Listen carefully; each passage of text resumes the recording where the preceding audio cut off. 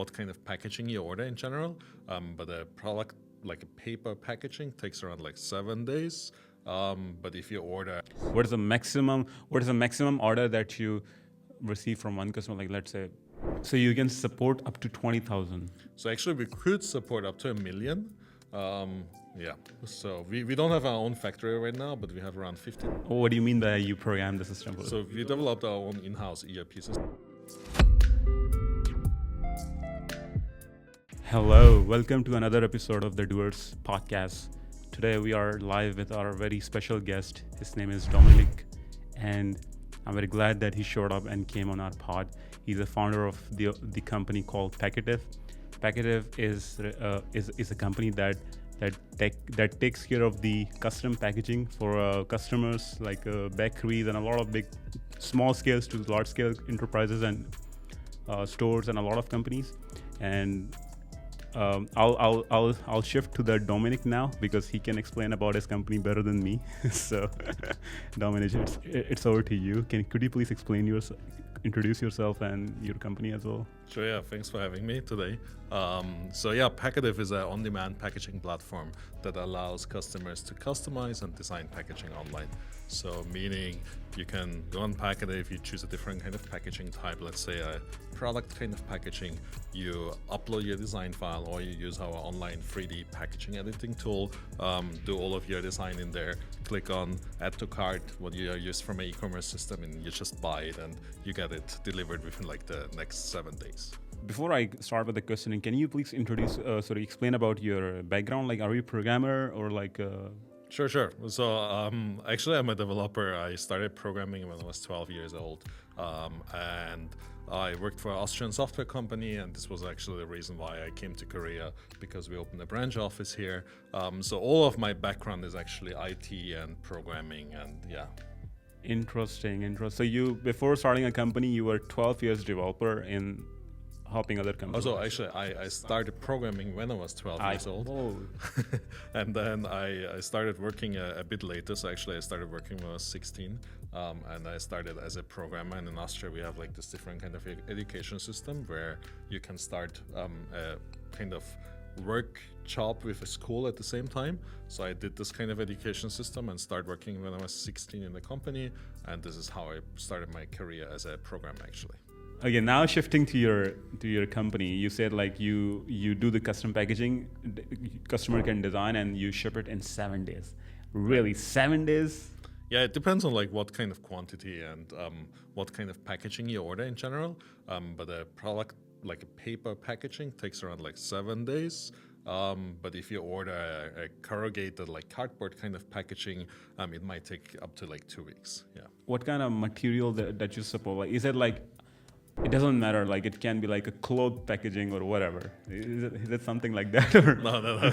So we currently offer paper and cardboard packaging, and there's something called rigid packaging, which is a much thicker material, but it's similar like a paper or cardboard one. And we also have additional sustainable option on like biodegradable plastic kind of vinyls packaging. So everything that's sustainable and recyclable, basically.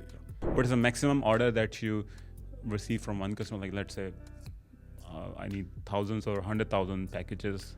Yeah, so I don't think we had an order of 100,000 yet.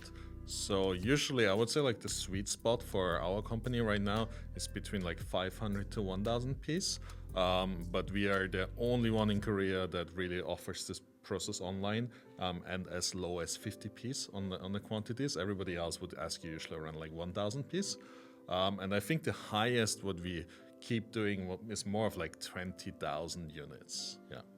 So you can support up to 20,000. So actually we could support up to 1 million.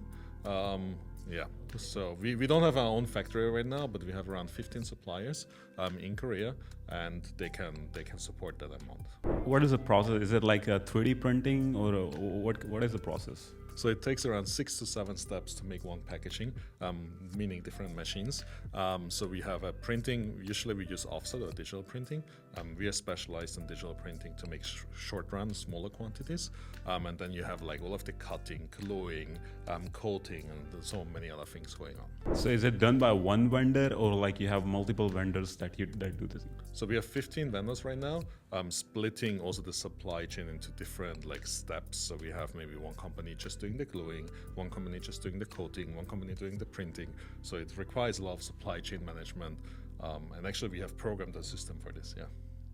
Oh, what do you mean by you program the system? So we developed our own in-house ERP system that makes sure we can really handle all of this kind of supply chain because it requires so many steps. Interesting. So you can track which step the product is lying like. Pretty much, yeah, like that. Interesting. And well, when did you start? Like again, like 2021. Yeah, we launched in 2021. The first version I was just developing all by myself, which took almost a year. Actually, it's not that. I just think like, and I still, we try to apply it now. It's just lean development, just building a startup lean from the beginning is much more important. So I could have saved probably a lot of time, and we might have been grown much faster if I had focused on sales from the beginning rather than building a product for a year. Regarding Packative, like you started in 2021, you did like 1 year you spent like doing programming and all. Like, but how did you come with the idea? Like this is really unique idea as a programmer because like I want to really like, what was the thought process? So I have to go back a few years before that. So as I said, I was building a branch office in Korea for an Austrian software company, and we had a lot of lawyer customers and a lot of like big companies and corporates, and I was really incredible sick as a programmer working with them because like project management with them, it's just not nice. It wasn't nice. They're not the nicest people in most of the times. So I was really sick of like doing IT project business. So I decided I'm gonna do something totally different and I'm never gonna work in IT anymore. This was like my first thought, and this was around like 2017, 18, and then 17. And then actually the Winter Olympic Games in Korea were happening in 2018, right? So it was just before that, and I started talking to a friend and said, hey, how about we import some Austrian food to Korea? And I thought, let's give this a try. And we started importing some like pumpkin seed oil, Austrian pumpkin seed oil, which is pretty amazing and famous in Austria. So I imported this pumpkin seed oil to Korea, and then this got us actually some deals with hotels, and we were selling it online, and we had a TV show like covering our products. It was working incredibly well, wow. Which got us into the Olympic Games. So I was suddenly in charge of 12 country houses for the caterers, like the local partner of that. Wow. So we had a purchasing volume of almost €1 million to handle all of the local food thingy for just 1 month, right? Lovely. And I was on site in Pyeongchang at that time for a month with my business partner at that time. And it was incredibly cool and a nice experience. But actually there was one problem, and this was the Canadian house. They needed some packaging, and they needed some burger kind of packaging because they had Canadian Airline as a sponsor. So they wanted to print the logo of Canadian Airline on their burger boxes, but they didn't have that many quantities they had to order. It was only like 500 pieces. And we did so many shit for the Olympic Games, from building websites, printing business cards. At 2 o'clock in the night, somebody would call us and say, like, I need a logo printed on the car. So we would just do this stuff. But the only thing that we couldn't manage was actually packaging. Right. How many people were you at that time? So we had 3 other people working with us, plus my Korean business partner at that time. So we were a team of 5 handling the Olympic Games. So you like bootstrapped your product? Like Packative at the Yeah. end. So yeah, I mean, after Olympic Games, I took a break. I started programming for a year, and that year I bootstrapped, right? So, and also at the same time, to finance myself, I did some freelancing. So I thankfully to all of my IT background and my history, and I still had some clients who keep like writing me a message and so like, hey, can you please develop this for me? So I had quite a good hourly rate, and this actually helped me to just work once or twice a week, and I could build Packative at the same time. And this was really helpful for me as a founder to actually create the company. Yeah. I would say like this is the leverage the programmers have. Right. Like, you know, even they are building the company, they can do the freelancing side of it just to sustain themselves. But I don't think you needed that because you already like closed a very good deal. So you could survive, I guess, like 3, 4, 5 years without like doing freelance. But the million, I wish the €1 million would have been mine. It was for like spending on the Olympic Games, right? So I had to buy all of the products with this million. So it didn't come into my pocket, unfortunately, right? Okay, but like you build really deep connections with the government and with a lot of people, right?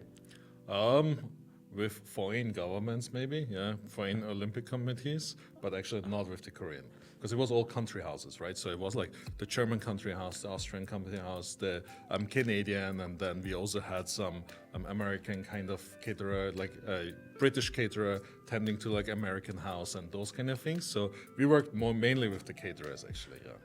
Well, what kind of customers do you guys have like right now? Like airlines or like, because what I assume is like. So jumping back to Packative now, we have so many different industries. It's really hard to really explain all of them. So we have been actually working on this last week to get more data insights on our customer industry. I think our biggest one is cosmetics, everything related to cosmetic packaging. The second one would be anything related to food kind of packaging. Bakeries, coffee shops that need some donut packaging, for example. Those kind of boxes we have a lot. Wow. We have pet, we have welcome kits, HR, all of like this kind of things too. It's really various, yeah. But welcome kits does not just include paper packaging; it includes a lot of like other stuff as well. So we just give them the packaging and they fill it with whatever they need. Okay, I don't know like if people are understanding this thing, but this is a lot of work. I mean, yes. This is a lot of customization. Yes, it is. Actually, we have been working on our own welcome kit now too, and it is really a lot of work. Like just ordering all of the goods that go into like this welcome package. I think it took our HR manager maybe almost a week to like source everything and find everything, and our designer to customize the logo, and yeah. It's a lot of work. It's this crazy amount of work. I mean, literally, this is like you got even a small inch of mistake. This is for like people. Even a small inch of mistake, customer can say, "I don't need it." Right? And it's like a loss. It's like a huge loss for you. Like all the production is going scrap. Right. Yeah. And I cannot fathom it. Like this is like also how do you control everything? Like I'm still having trouble in understanding, like, because people can have like some people need this big packaging, some people need this small packaging, and how do you handle all these customizations and requests? This is so this is the power of ERP system that really helps us on like having a lot of logic in there, and then I think it's mainly ERP and system. It's just system driven. So it doesn't matter whatever the request is. So it matters on like the paper size that is possible on printing right now. So we still have some limitations in Korea on like the sizes of how big the size could be, maximum size. So this is our limitation actually. So if you have like a box that would be a meter versus a meter, we cannot produce that. That's too much for us for now. Yeah. The production is mainly done by 3D printers. So it's offset printing or digital printing. Yeah. So it's like 2D flat kind of flat printing. I see. And are you planning in the future to buy your own facility? Yeah, so actually I'm fundraising right now for establishing our own factory, with the goal to build Korea's first digital short run factory, meaning like we really focus on digital printing technology, which is the future of packaging. And actually I just came back from in June. I was like at this huge print exhibition in Germany, and everybody is talking about digital printing, but in Korea nobody is talking about this except us. So I think this is really the future of the packaging industry, and that's why I want to build our own factory, establish the first Korean short-run factory and serve customers. And then actually our order time is going down from 7 days to like 2 days, and then we would be the fastest and the cheapest in the market. It's like even if someone wants to compete with you, they will think like, oh, this is really boring. Yeah, it is. It is. Unfortunately, it is. Yeah, it's not a sexy industry, but we're into. So also all of our competitors in this Korean market, the CEOs are in their 60s, 70s. They still operate the business. So I'm by far the youngest probably in this industry right now. Within the hot stuff in this industry, for sure, nobody's coming. I don't see anybody entering this market. So yeah, good luck also if you want to ever go to packaging. Yeah. Our plan is reduces a lot of waste actually. So if we implement digital printing, that means whenever you do offset printing, you have to warm up the machine. So you have to shoot 200 papers through the machine that you just throw away again. Wow. And if we do our way of factoring with digital printing, you just print on one sheet. It's pretty much like a printer what you have at home, just on a large scale. So this really helps actually on waste reduction, and might change the world. Yeah. I see, but isn't it like even if you have your own printer, you still have to waste 200 pages just to warm it up? Not with digital printing, no. Oh, not with it. What is the difference between digital printing and the? So when it comes to offset, everything is based on rolls. So the paper comes in, and then you have to. It has like a special called CTP plates that have like the design on it. And then it goes to like CMYK rolls. It applies it on the paper, and to really have these rolls warmed up and have all of the colors, the ink covered on the roll, it takes some time because you have to roll it a few times. So that's why the paper have to run through, that it warms up the machine, and then you can really like print. I see. But digital printing is like a normal printhead, what you use from like an inkjet printer at home. So it just does like duck, duck, duck, and it's just done with the printing. Okay. So the current one is the analog or the non-digital one. Kind of, yeah. I see, because that's relying on the external vendors. Right. That's why. Which makes sense for really large production because it's incredibly fast. I see. Digital printing is not that fast, so it's good on short run, but not on large production. Yeah. I see, but this will make you fall in the category of like those companies that follow the environmental.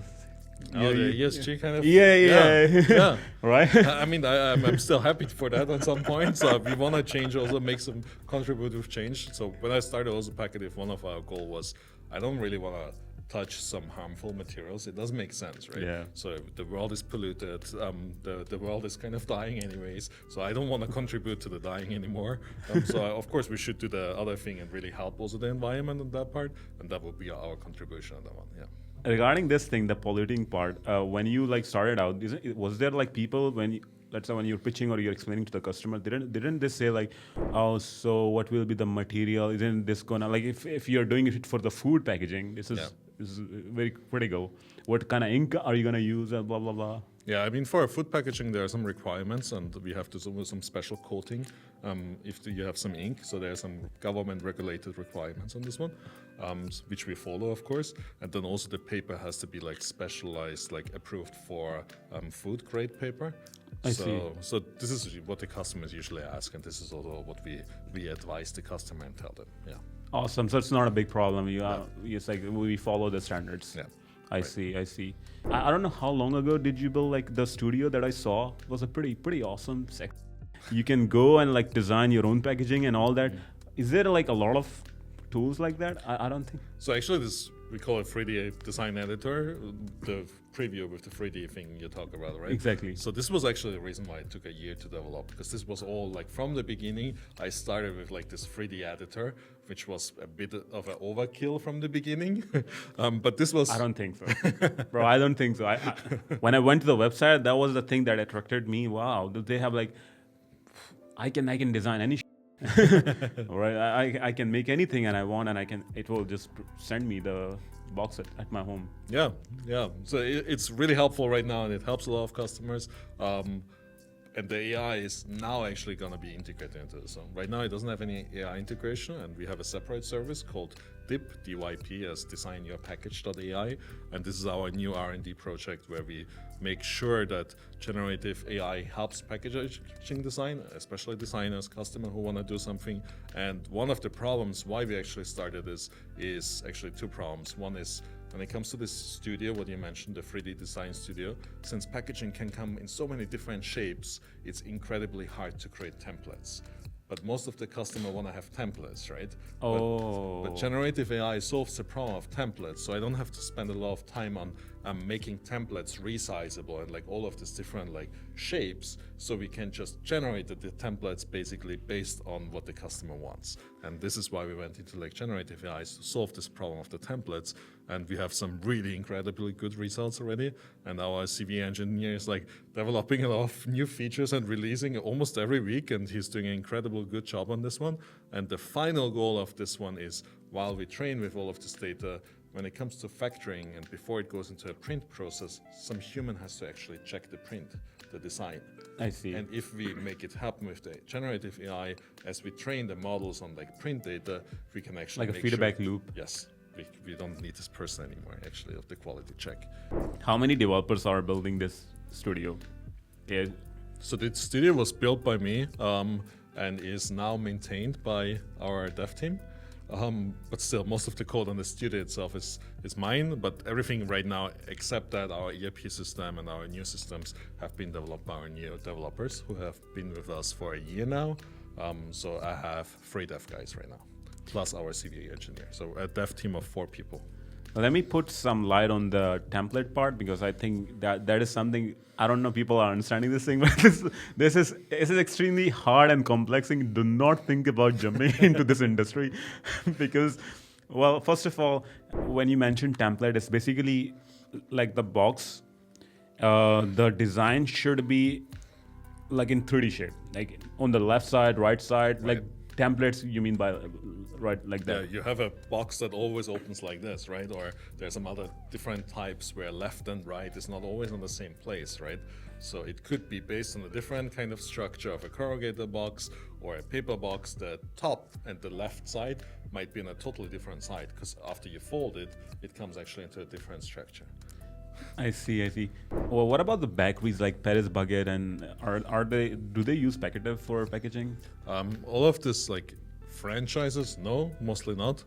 They have their established factories, and when it comes to the packaging industry, most of these packaging companies are not hungry, right? So packaging industry, the factories are not hungry because they have the established customer. But see. everything that comes on top, this is where we're incredibly good on like eating away on this market right now. So if you're a young startup founder, you're not gonna go to the 60-year-old ajushi, like Korean ajushi, and do the packaging. You will come to Packative. So for the next 10, 20, 30 years, we're gonna grow Packative and we're gonna eat the market really step by step. We're gonna eat it, and then nobody is like going to this old established factories because they don't invest anymore into this market.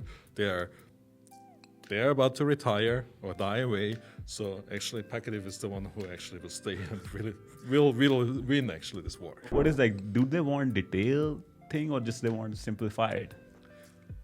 So I think most of the investors, they don't really understand what I said a few sentences before, that this market is not really hungry on the competitors, and we are kind of eating away this whole market because young people come to us, they don't go there.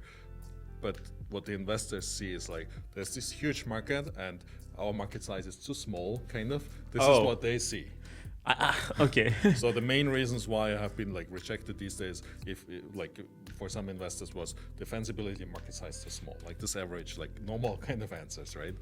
Which shows they don't understand the business, or I haven't done a good enough job to actually explain the business then.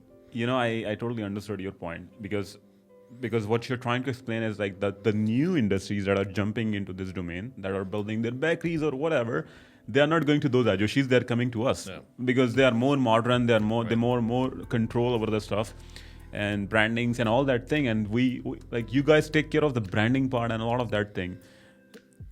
So you're operating in Korea mainly. Yeah. Is there any plan that you wanna, because as it requires hardware as well, it's not just software part. Right. In future, you're thinking about expanding to other countries as well? Yeah, definitely. So also when it comes to our factory, I see it more of a test bed right now. So if we establish a short run factory in Korea, which requires not that many machines, and like we reduce the production efforts, we can actually take this concept and we can put it in some other country, or we work with some countries are already much more developed in packaging.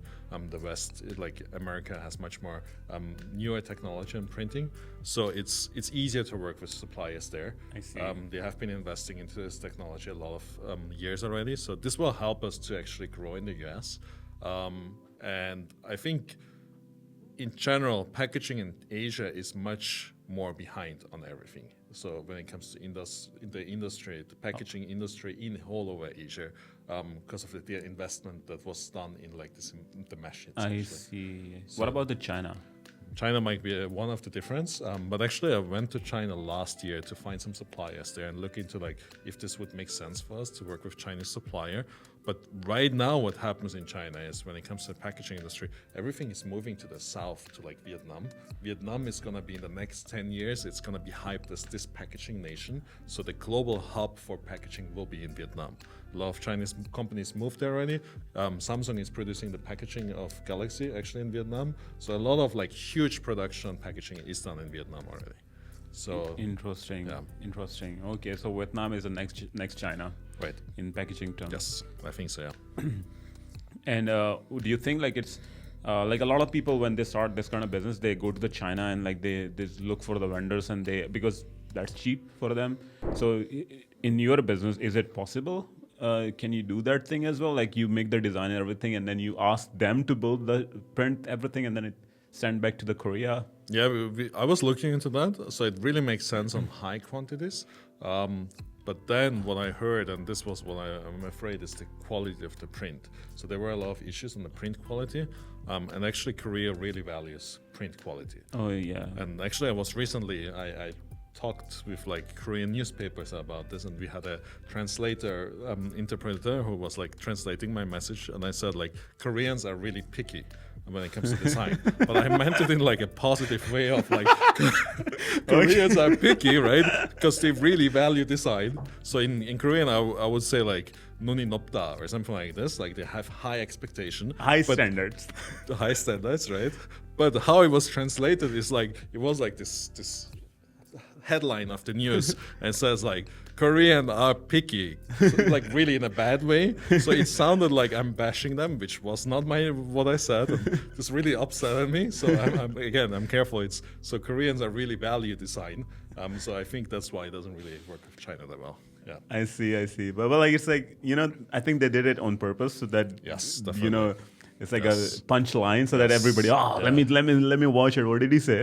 Yeah, definitely. Yeah, right. So it's like it's a way to go viral. Yes, but not the nicest one. Yeah. So the China part is also that's one thing, and Vietnam is growing industry for like in the future people wanna do the business. What else? Like, is there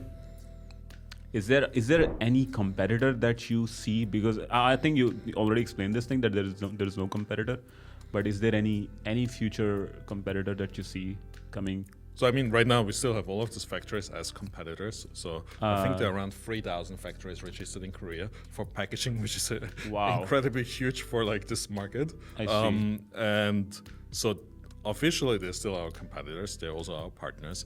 And then when it comes to companies who I see they could be entering this packaging market, who are more likely to be like a real competitor on the digital side, are companies like Marple, for example. They produce some goods like T-shirts, those kind of things. They're mainly serving B2C, but they could have the tech or they could have like the knowledge of like going into this industry on a certain part, but it would cost them so money to actually make this happen. So I don't think this actually happens. So there are only two companies I would see like would be dangerous. This is Marple, and the other one is actually called Print Me and Snaps. It's like one company called, what is it called? Wibbling, and they are actually running their own short-run kind of factories for T-shirts and goods and small like brochures and business cards and those kind of. People usually say we want to have the maximum time on the session time on the website or product. Yeah. Well, we, in our terminology, we say we want to reduce the session time. Yeah. The customer should have the minimum session time. Right. Yeah. So, and what about the Printify and Printful in USA? What are your thoughts on that? Yeah, I mean, like globally, we have much more competitors. So there's a European company that is really doing a fantastic job on how to do the packaging. They have raised a shitload of money actually. Even with much less customers and much less revenue than we have right now. I think they have raised around 10 million euro, like Nice. 4 years ago. Wow. So right now I think they're valued around 200, 300 million dollars. Mm-hmm. So they're doing a good job. They're serving the European market. In the US, we have a few competitors, but nobody's in Asia actually. I see. So that's why I say like when it comes to Asia, it's a different market here. It's much more fragmented, much more highly competitive on like those factories, because there are so many handling just one part of this factoring thing. So yeah, I still think we have much more potential to like expand in Asia than any of these competitors from the West coming to Asia. Yeah. Got it. And regarding are you thinking about like being print, like I want to print the shirts as well in the future, or I want to print this thing as well in the future? Will we be just focus on packaging, or like are you planning that thing as well in your mind? So from now, it's more of packaging itself. Packaging is Huge domain. It's market size of like $1.4 trillion right now. Wow. So I think this size is big enough actually. We don't need to think about anything else. But what we definitely have to do is, so we do paper and cardboard packaging, and I said like at the beginning, like biodegradable like vinyls, but we have to go beyond that. So there's something called flexible packaging, which is something like what you have here. It's a really flexible thing that you print. Like a label is also categorized as like flexible packaging. So I want to go into like this kind of packaging verticals, and luxurious packaging is one of the things. So all of these markets make this whole like $1 trillion market size. So I want to go more into the different verticals. And then what Printful is actually doing really good, they're it's called print on demand partner, right? Exactly. So it doesn't matter where you are, they have different suppliers or even their own factories to produce it. And I want to be like this in the future, of like being Packative with a global marketplace of packaging. And whenever you need a customization, if it's Austria or America or Korea, you can just order it, and it's just produced by a huge network of suppliers. Jumping to the customer segment, is there like interesting story that you can share about any customer that was like a funny story or like interesting part? Funny story on the customer, or like a serious, or like some customer that became pain in the ass. I'm sure we have a lot of our sales team is doing an incredibly good job, and as when it comes to packaging, as you said, it's an unappreciated kind of industry as well. So our sales team, our production team get a lot of complaints, but they barely hear, wow, it's a really nice packaging, because packaging is a necessity that you need for your product, right? So it's not as much as appreciated as the product itself. Packaging is, if you do a really good job, they might put it into like the shelf and you have it in your shelf, the packaging, but most of the time it's like recycled. It's gonna be in like a life cycle of reproduction of packaging, right? So it's not an appreciated product. And this is the really hard part, I think, on the production team, that to just hear, oh, you did such a good job or something like this. So this is what it really depends on our team then to motivate each other and make sure that everybody gets a praise. I see. And like, what if something is going wrong? Do you be like Steve Jobs used to like throw shirts towards it? Like, I mean, it's not bad. Like, at the end of the day, your goal is to serve your customers the best way. Right. Your goal is to build a thing that not just you, but the people working with you will also get appreciated for that. Yeah. Quality, which. Right. So like do you like sometimes be harsh with them? Like, hey, go fix it. I think I never swore to my employees actually before, so I don't do that. It's more of like a private context or something like this, maybe just explanatory way. I think I'm a really direct person in general, so I will let them know I'm not happy with the situation, but I don't think I need to shout or like do this like bad words to like express my concerns about it. I think they will see it from my expression of my face or just of how I talk, and being a really direct person. Yeah. Interesting. So it's more like I will go to you probably and say like, I think we could have done this better or something like this. This is probably my way of like doing this. Wow. Or, yeah. Wow, that's sweet. Looking back towards your journey, is there any point where you think like I should have done it better? This is the point. Like it also falls into the category of regrets as well. Yeah. Like, is there like these are the things I wish I should have fixed or I shouldn't have done? Many things. The mistakes. Let's just talk about mistakes. So many. I think Well, I do them being a daily or weekly, right? So I've done my fair share of mistakes. So I did bad hiring decisions before, of Wow. course. I did incredibly good hiring decisions as well. But I think, as I'm a really direct person, and I know of myself, I'm a person who really expects a lot of people, and I expect from me, myself, probably the most, and then still my employees can feel like the pressure I give myself, and they can like feel it's probably towards them, which might not be the case. But yeah, I think this is a lot of mistakes what I'm still doing, and still need to improve. And I also had a co-founder before at the beginning, and I made a lot of mistakes in that way too. I see. So yeah, we separated ways in really early on in 2021. I see. And yeah, so I've done my fair share of mistakes on that too, but still, the way it turned out had to be the way it was, and I still don't regret the decision of how it went down. Yeah. Regarding co-founder, I think this is a really interesting point that you shared, because most of the companies, when they usually follow, or they usually die if the co-founder like leave, or like if they have a co-founder fight, because YC, I have watched a lot of YC podcasts as well, and they're like, most of their like a conclusion is like most of the companies dies because of the co-founder conflict. Right. What was your case? Like, was it a conflict, and how did you like overcome that problem? So yeah, it was a conflict of number one, my expectations. I have high expectations of my co-founder, because we're supposed to lead this company together. Yes. And since I have extremely high expectations of myself, it's really hard to like scope with this. So this is the part where I probably did a lot of mistakes myself with this whole relationship itself.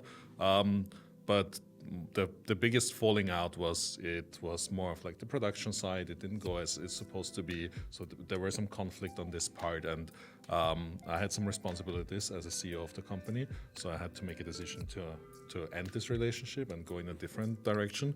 And yeah, this is how it turned out. And the reason why I didn't stop the company was because I was programming for a year, and I put a year time of like developing my thing, and then we launched 2020 February, I think, and this whole situation with the co-founder went down in like October-ish.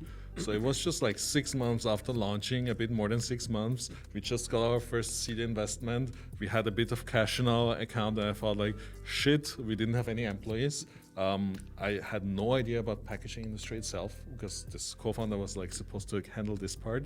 So I shut down the company for 3 weeks. I changed all of the suppliers. I skilled up myself on like packaging. I hired a person who is basically my voice of the company. So he was like answering the phone call. I was sitting next to him, and I just told him like in English, okay, you tell this and this and this to the customer, and this is how we kind of revived the company. Lovely. This is a very good story, bro.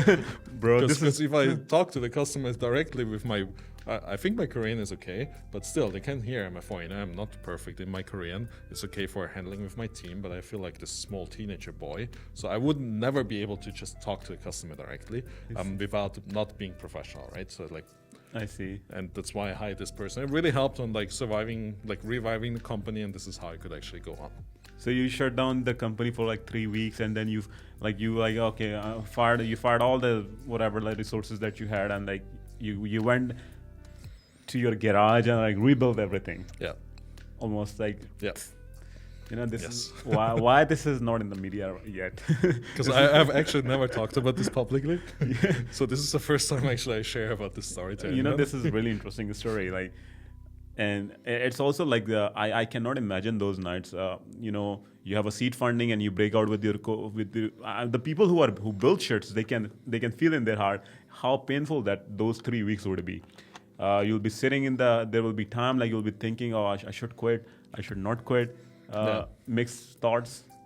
Yeah, I think the hardest part was when I made the decision to let go of this co-founder, and I picked up my phone and I called the investor and said like, we have a situation, I have to deal with this right now, I will let my co-founder go. And they said like, okay, we support you, Dominik, we invested because of you. So I said, okay, that's my confidence was like restored with like this one phone call. See. And then for the next 2 days, I was taking a break. I was taking a walk for 5 hours a day. I was thinking and thinking and thinking of how to pull this off. And then I went back to the office and I just searched for people on Fiverr and like Kumong and like all of these platforms who I can hire immediately to help me like rebuild this. I found the cheapest guy I could find because I didn't have much money left in the company still. It was just like a 50K investment and maybe 30K were left or something. So I had to find someone who is relatively cheap, helping me on this one, speaks English, and this is how we build it on. Yeah. He built the company from 30K. Okay. You know, this is a fucking headline. Like he went to the bottom line and then okay, 30K is left. What am I gonna do with this thing? Should I like go and enjoy my parties or whatever? No, I'm a founder. So actually 30K helped us a year, right? Because we had revenue then and we made some sales, and because of this I could hire some more people. I hired a designer. I found a temporary new co-founder who have worked really well together. He just didn't like the packaging industry, so he came from finance, was like in the packaging industry with me for like 7-8 months, and then he's like, sorry Dominik, but I really cannot work in like this industry, and he went back to finance. I see.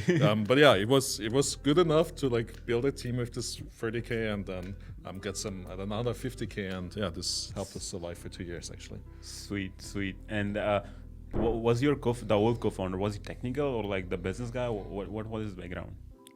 The first co-founder, he was a business guy, yeah. He was a business guy. That's why he was supposed to take care of all the external affairs. And then after that, you became the business guy.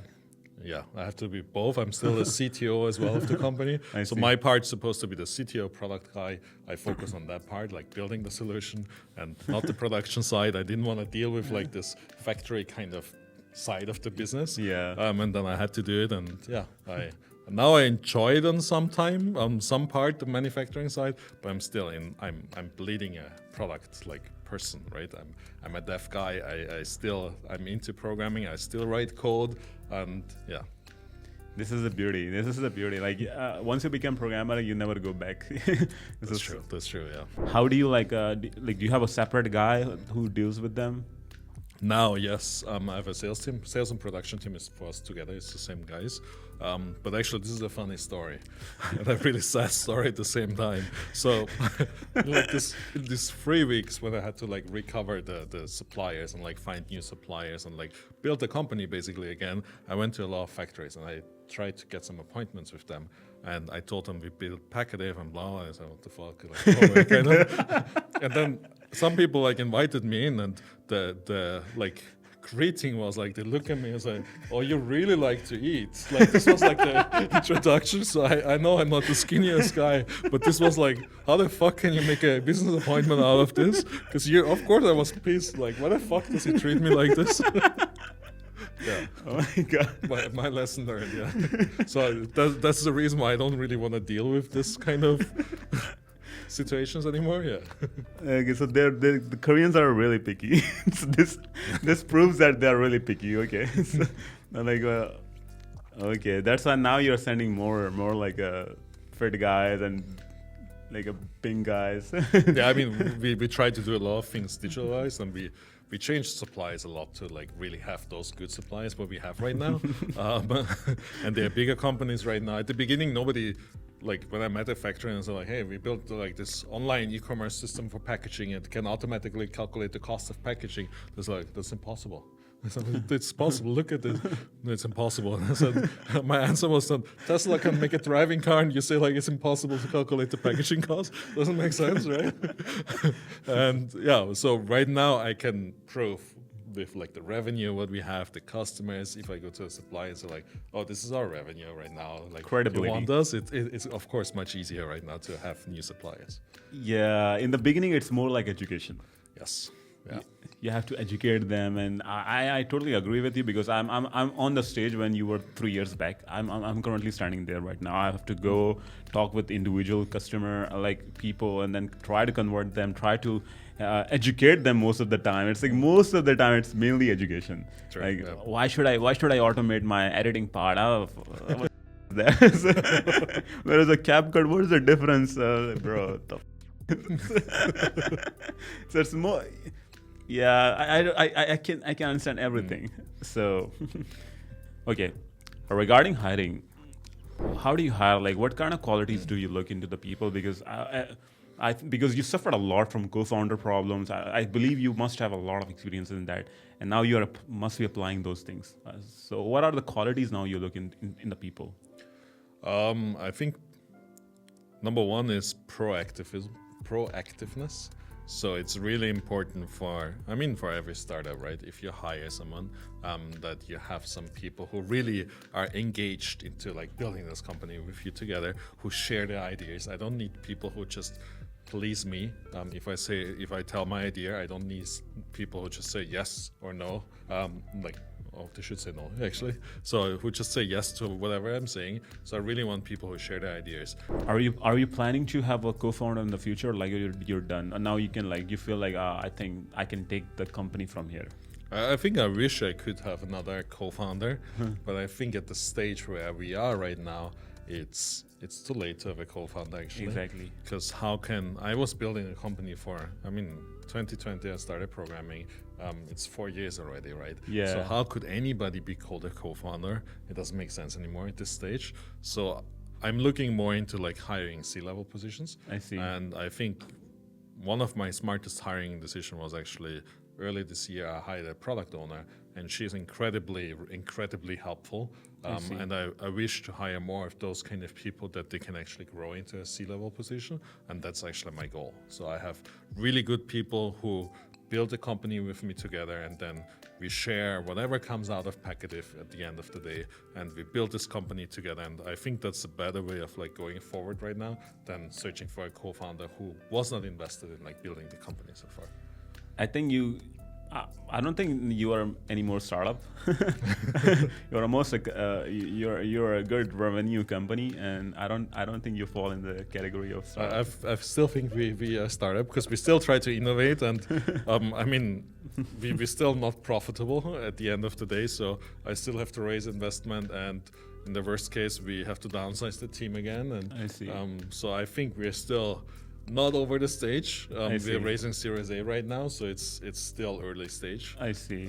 I think we need another 2 to 3 years to say like we're not a startup probably anymore. I or we can put it in this way, like we are still early in the market. Market is still catching up. Yeah, could be like sometime because you guys are more into digital side, and digital side is not really, I think. It's like how many people are familiar with this thing? Yeah. What about the packaging of the products like Samsung and Apple and all that? What do they do? Is there any way that you can make the deals with them? Hey, I'm gonna take care of your packaging now. So we actually have Samsung already and LG as clients. We also have Machines and some other clients, but they usually do limited edition or smaller batches with us. So we don't do the Galaxy packaging with them yet. And the way of how this packaging industry works usually on this really large quantities, they want the factory to be exclusive for those products. So there's a Korean packaging company that built a factory in Vietnam. They're a Korean packaging company, mainly based in Vietnam, but they built one huge building for packaging production just for Samsung. And this is just producing Samsung packaging. Because Samsung has a contract with them, and it says they don't want to have their packaging mixed with any other companies. Interesting. So that's why it's a totally different thing. And when it comes to the world leaders in packaging who have a $12 billion revenue or something, they are actually also working in a similar way.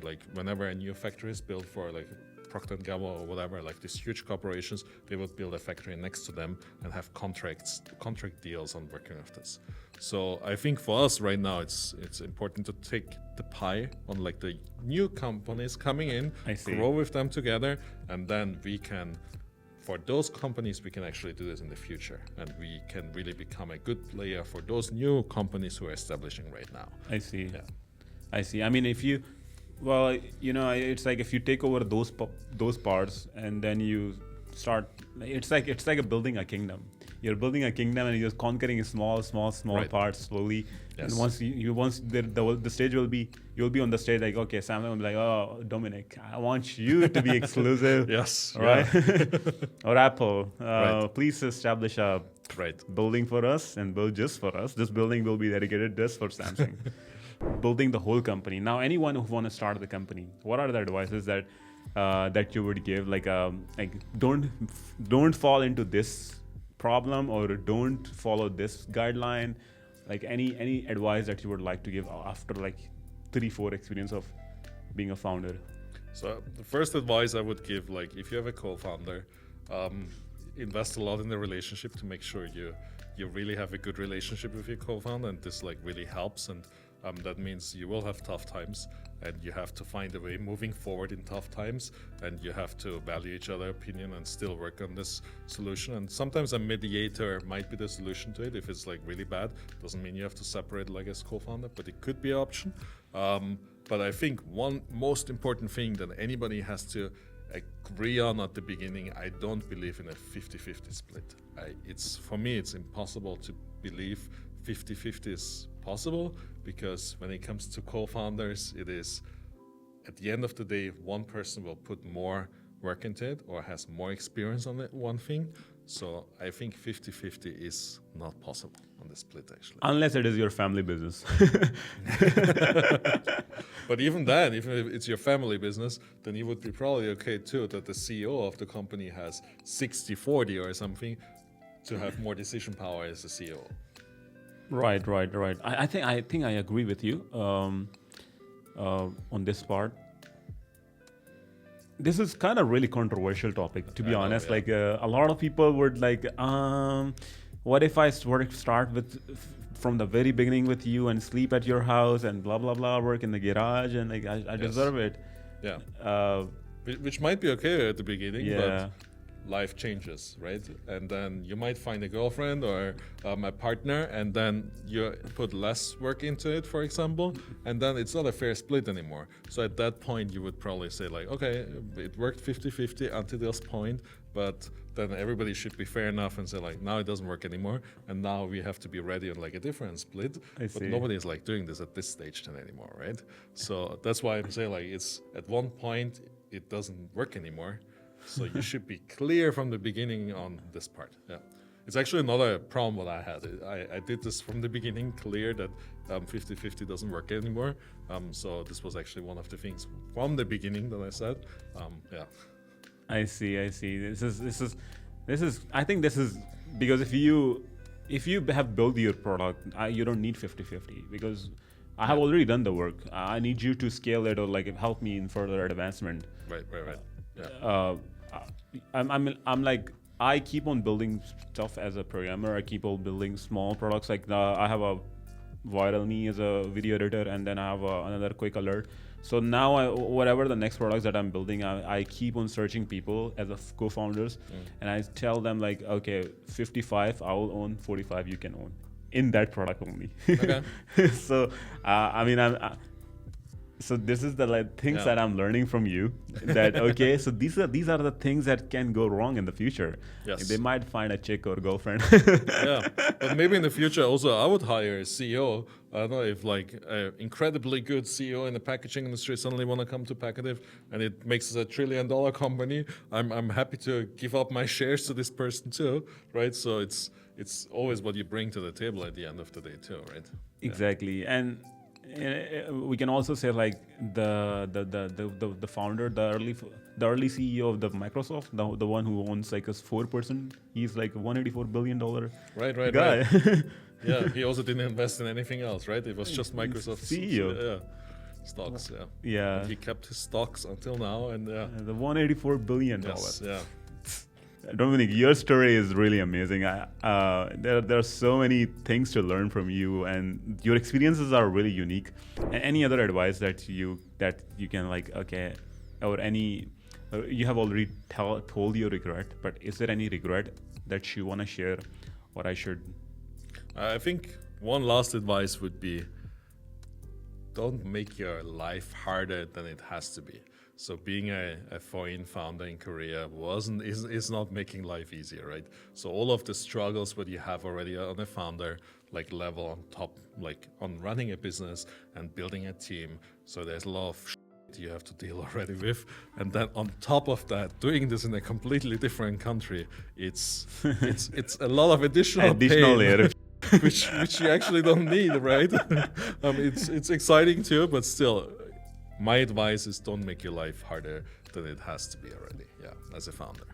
So yeah. Then what should they do? How can they avoid it? I mean, find the easiest way to the success on this one, I would say. So in my case, for example, I built this company in Korea, right? A packaging company in Korea. It was incredibly stupid at some point too to do this, right? It worked out well, but at this point, but it's a stupid thing to do actually, right? And I had a business partner at the beginning, but I couldn't speak as much Korean as I can speak now at the beginning. So I had a lot of troubles like running a business at that time too. So it's not a smart thing actually to do.